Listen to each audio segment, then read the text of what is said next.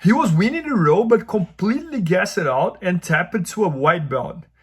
Guys, Bernardo Faria here, and it's a huge honor for me to answer the question from this user who has a very interesting question about a very interesting subject. So let me read the question to you guys.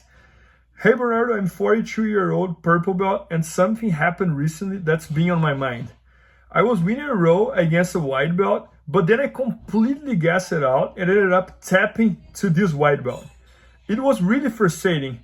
Do you have any advice on how I can work on my cardio or rolling strategy to avoid this happening again?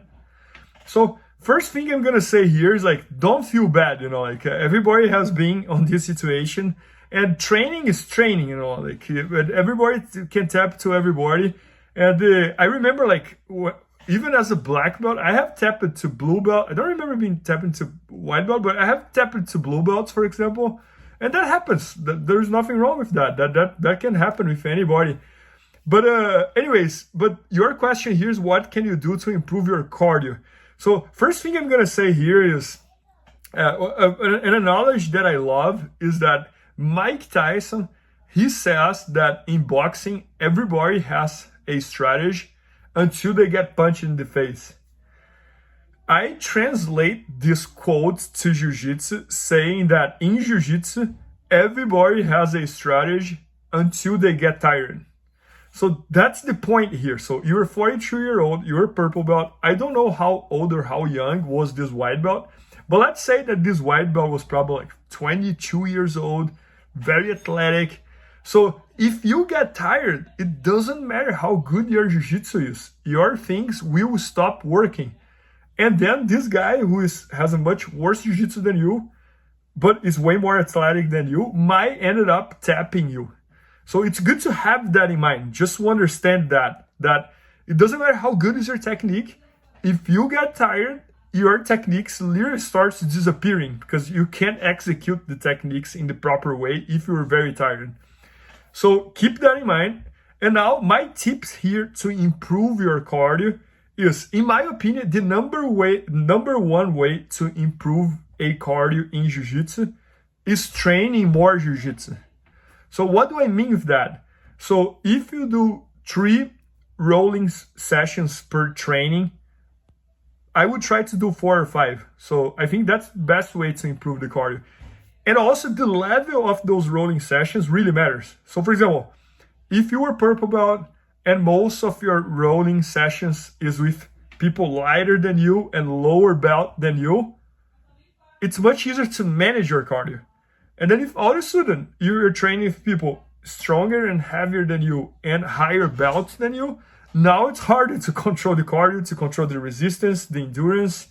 So I would, if I was in your shoes, I would try to add more rows and also upper the level of the people you're training with in order to achieve that cardio that you're looking for.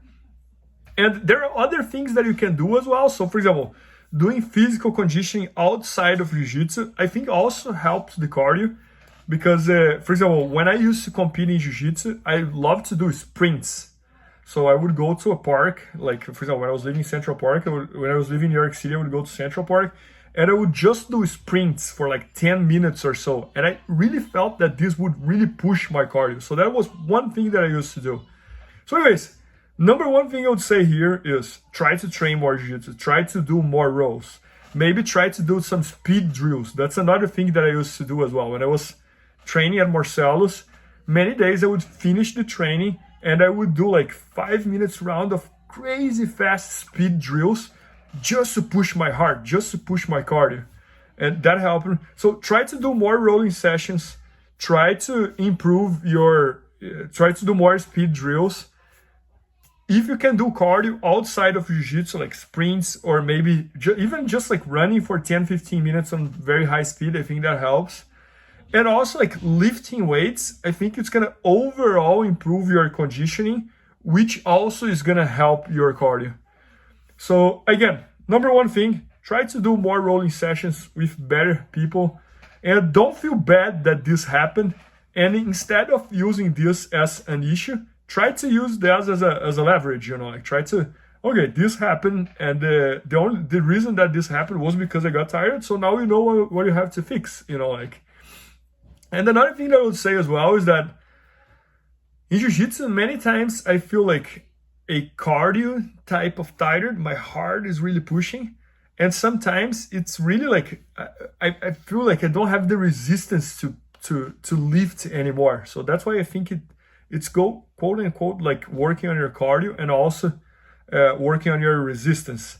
I love working with kettlebells because I think it really like brings me back that feeling of when I'm rolling, like my muscles are getting tired and I have to keep lifting that kettlebell. So I do love working with kettlebells.